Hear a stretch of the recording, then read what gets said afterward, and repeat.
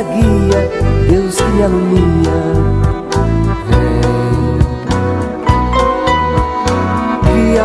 O Clube do Ouvinte, RU Nossa Senhora de Guadalupe, traz até você a Lei do Amor. Defende dos perigos, dos inimigos da vida. Também sou teu povo, Senhor, estou nessa estrada.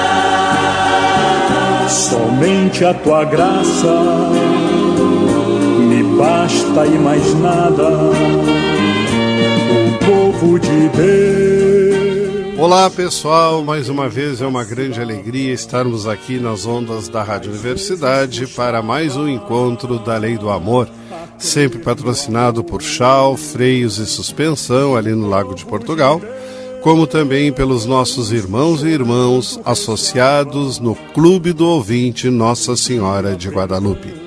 Continuamos pedindo e fazendo a campanha para uma maior adesão de mais cristãos católicos no Clube do Assinante Nossa Senhora de Guadalupe.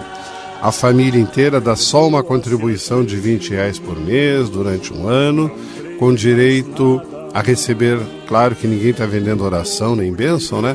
Mas participa das 2 missas diárias, intenções da rádio, as 2 missas diárias na rádio, do terço diário também, além de concorrer a vários prêmios que estão sendo sorteados.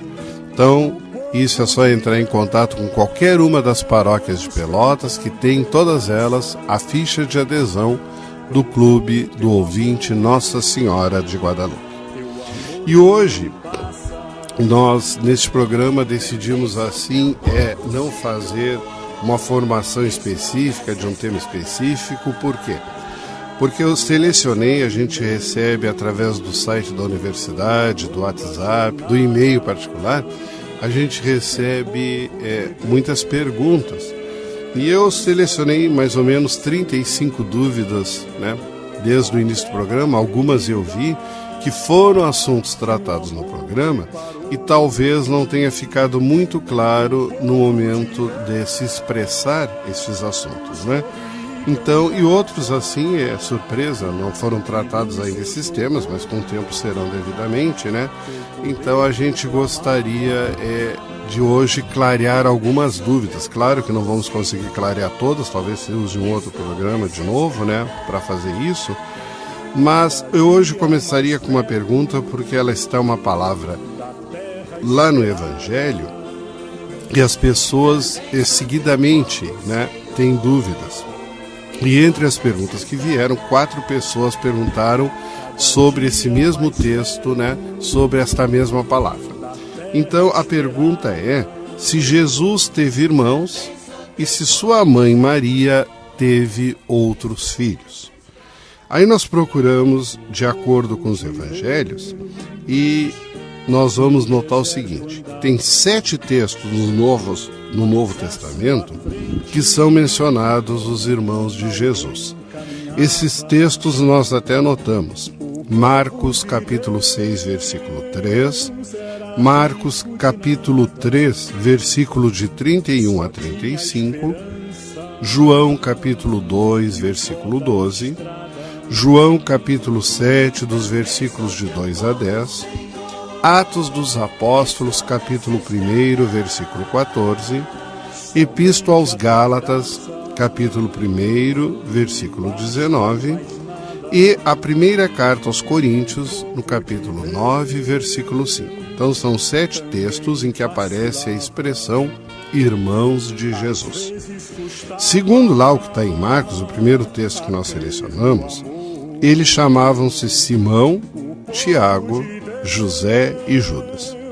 No episódio da peregrinação, aos 12 anos, quando os pais não deixaram o lar por 15 dias, não deixariam o lar por 15 dias com filhos pequenos.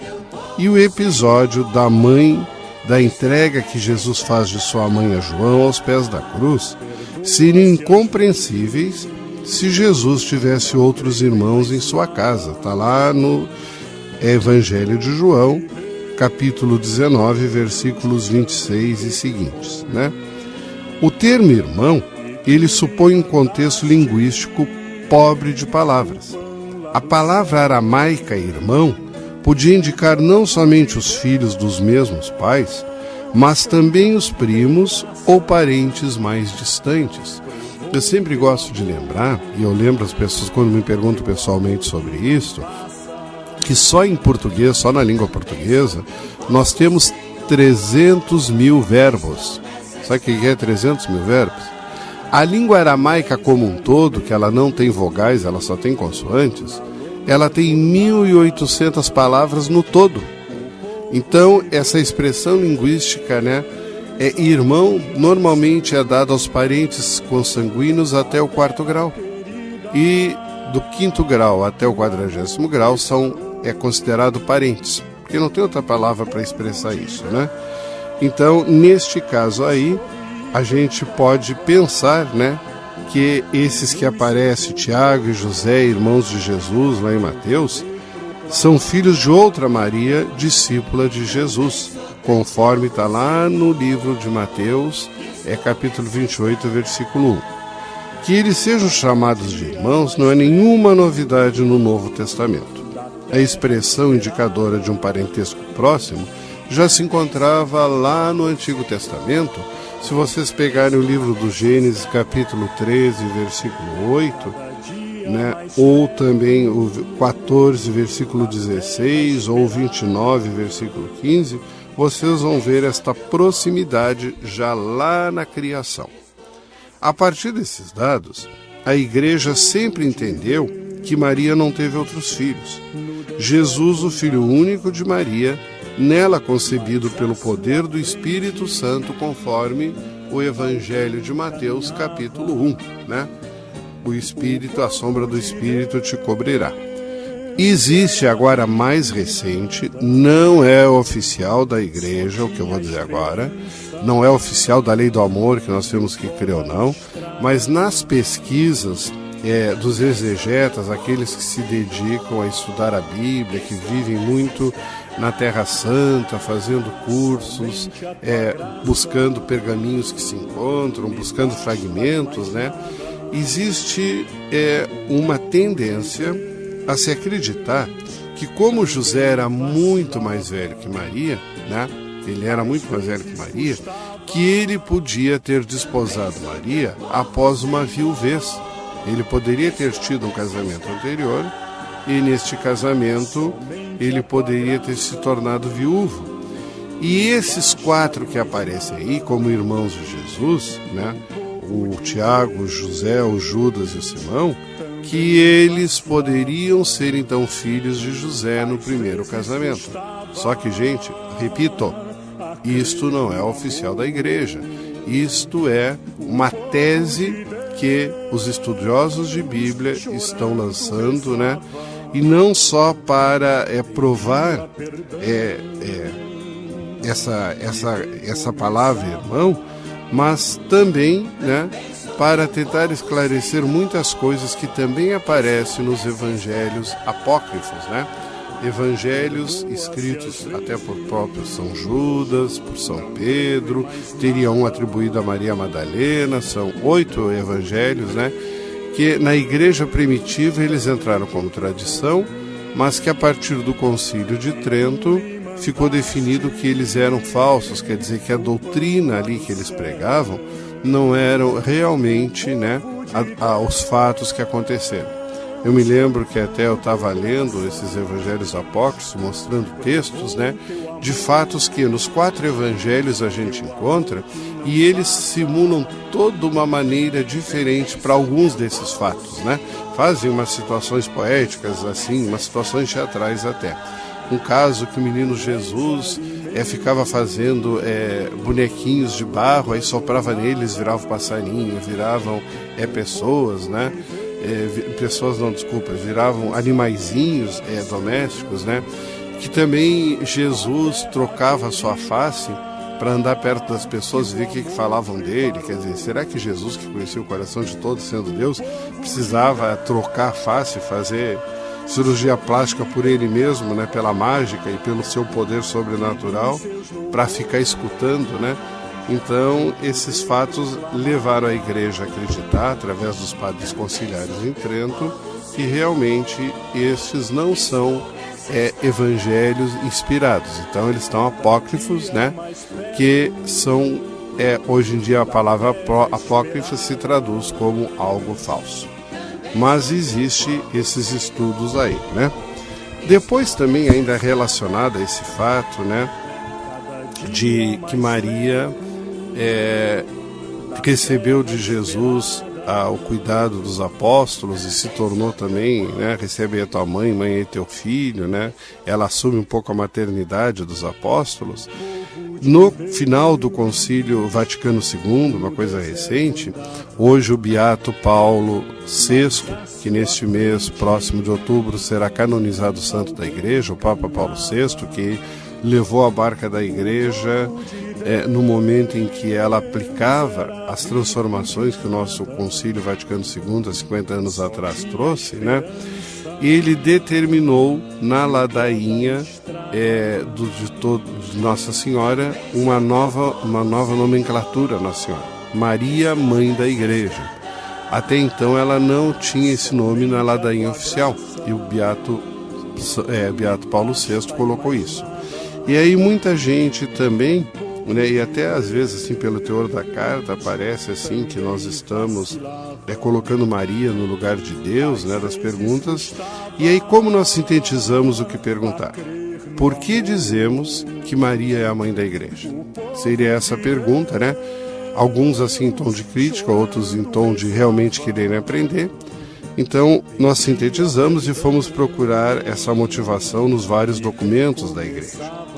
Então Maria foi escolhida de modo especialíssimo por Deus para cooperar no seu plano de salvação do gênero humano.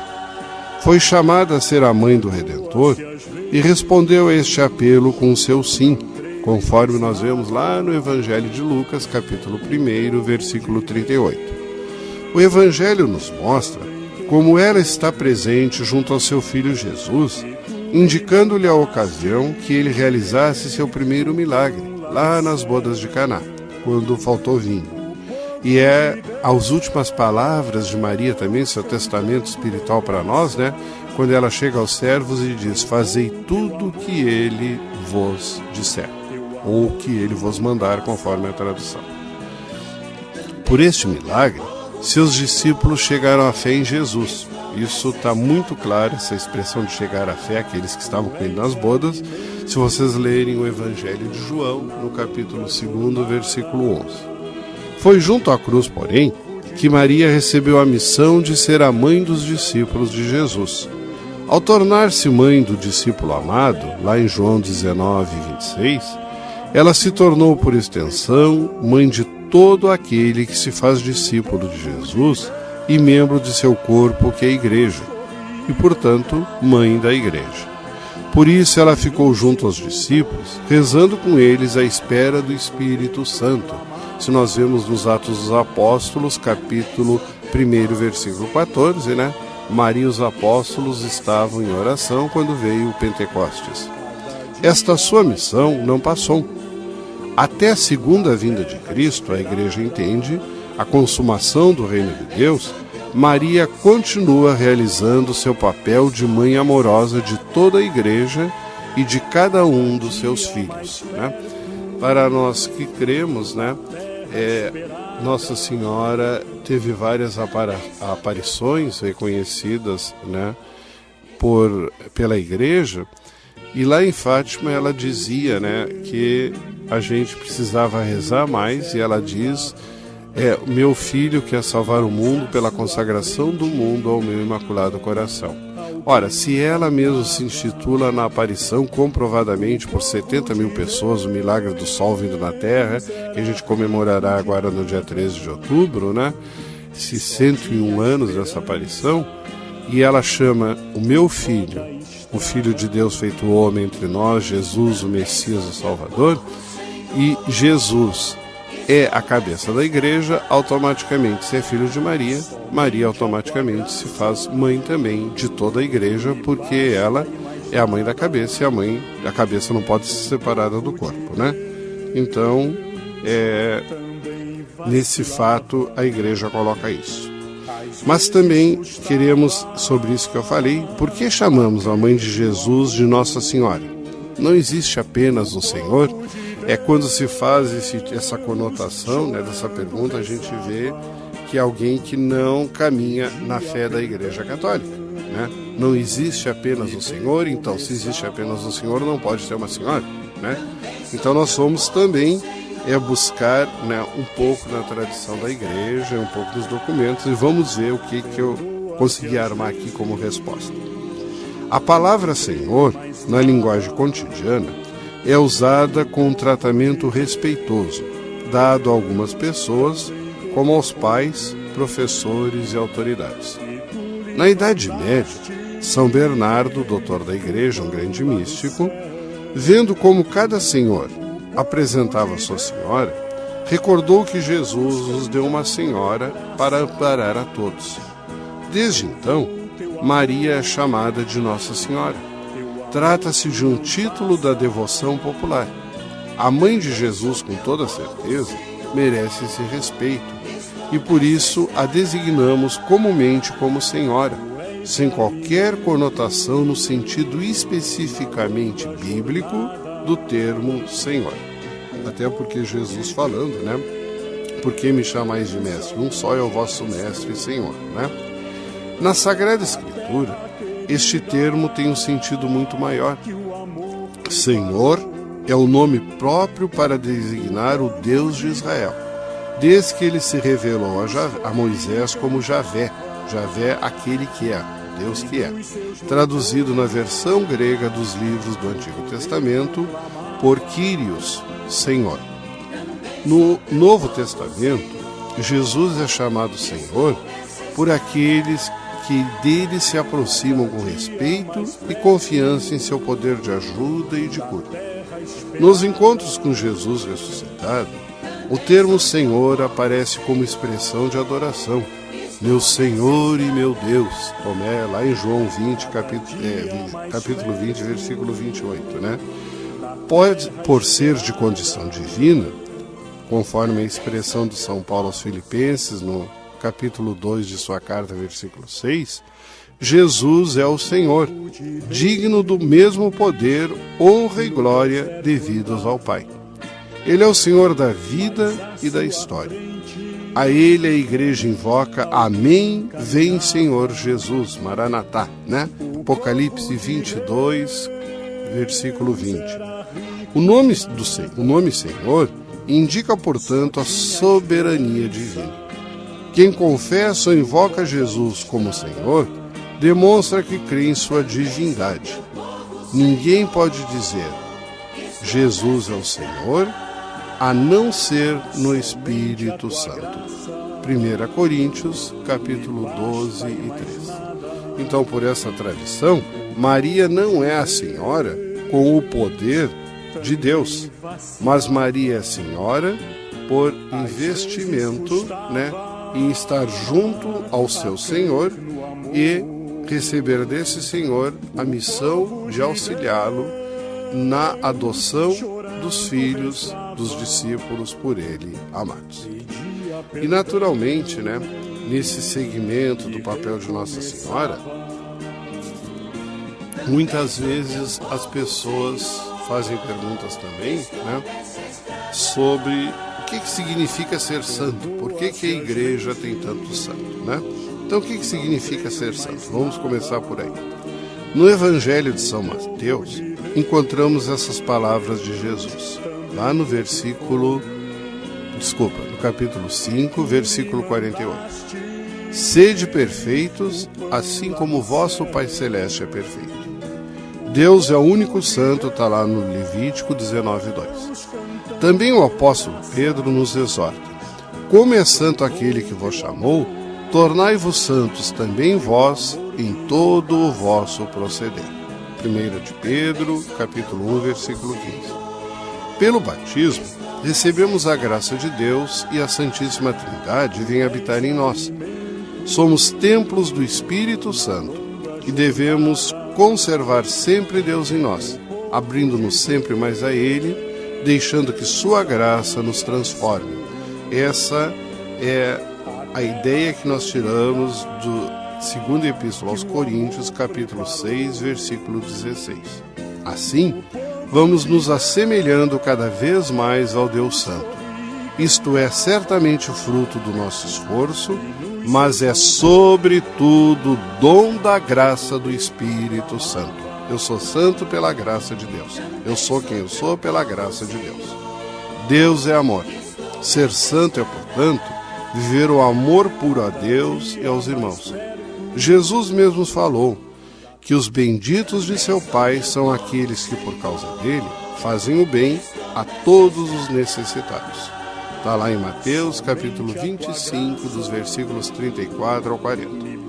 O martírio constitui o cume da santidade, porque faz do cristão um seguidor de Jesus Cristo, até o ponto de entregar a vida e deixar derramar o sangue como testemunho por ele. Santos são, enfim, todos aqueles que viveram o Evangelho e se encontram na casa do Pai. Né? Então, a santidade que a Igreja coloca no seu creio, na comunhão dos santos, é todos os que se esforçam e tentam no seu dia a dia viver o amor segundo as palavras evangélicas do Senhor. E aí muitos também perguntam o que é a canonização dos santos. Canonização é o reconhecimento definitivo pelo qual a Igreja declara que alguém que viveu exemplarmente a fé participa da glória celeste, prescrevendo que lhe seja prestada a veneração pública. Uma pessoa não é santa porque a Igreja a canoniza, mas a Igreja a canoniza porque ela é santa. Pelo magistério solene universal do Papa, reconhece a santidade dos seus membros e filhos. Desde os primeiros tempos, a Igreja cultuava os mártires e os confessores da fé. O heroísmo da fé, o ardor da caridade e das outras virtudes dos discípulos de Cristo e amigos de Deus, reconhecidos pelas pessoas que conviviam com eles, ocasionavam a proclamação espontânea da santidade desses cristãos. Eram bispos, monges, missionários, fundadores de conventos e mosteiros, pais e mães de famílias e jovens. Até o século VI, bastava o reconhecimento da comunidade cristã para que se desse início ao culto. Com o tempo, a Igreja exigiu um procedimento mais detalhado e a canonização passou a ser feita pelo Papa. Com a canonização de alguém, a Igreja nos propõe exemplos de vida e nos mostra que todos nós somos chamados a corresponder plenamente ao chamado de Deus, a sermos santos como Ele é santo, conforme o Evangelho de Mateus, capítulo 5, versículo 48. Os santos são discípulos exemplares de Jesus Cristo e ajudam seus irmãos a conhecerem os caminhos do Evangelho e da imitação de Jesus Cristo. Participamos da Igreja que, apesar de muitas falhas de seus filhos, é santa e tem em seu seio verdadeiros heróis da fé e do amor. Pessoas como nós, que estão na glória de Deus e que intercedem por nós. Eles, na Igreja triunfante, ouvem as nossas preces, intercedem por nós. Nós, na Igreja militante, rezamos para que a glória deles seja sempre maior lá em Deus. Nós, no próximo programa, voltaremos ainda sobre o culto dos santos, porque tem muitas perguntas, né? Então, queremos nos despedir por hoje, expressando a todos a alegria do carinho da audição, enviando a todos, por intercessão da Nossa Senhora, a Mãe de Deus, dos santos dos quais nós prestamos devoção, a bênção em nome do Pai, do Filho e do Espírito Santo. E deixamos esta mensagem musical.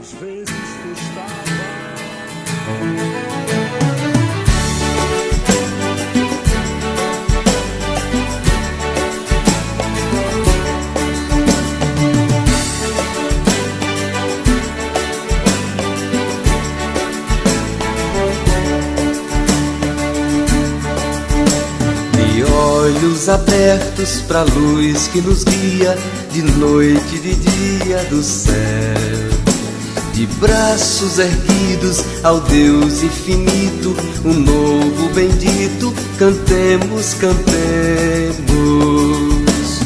Todos unidos, um novo canto, Santo, Santo é nosso Deus. Todos unidos, um novo canto, Santo, Santo é nosso Deus.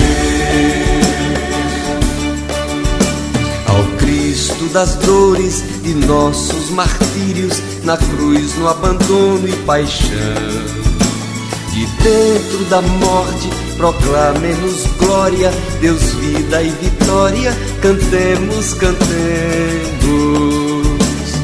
Todos unidos, um novo canto, Santo, Santo é nosso Deus. Todos unidos, um novo canto, Santo, Santo é nosso Deus.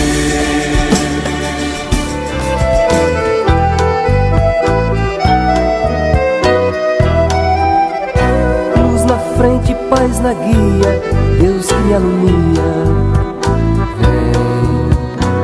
Seja um missionário da evangelização. Participe do Clube do Ouvinte. Um oferecimento Rádio Universidade, uma emissora da Arquidiocese de Pelotas. Dos inimigos da vida, vem, ó Deus, nos defender, nos proteger. Vem.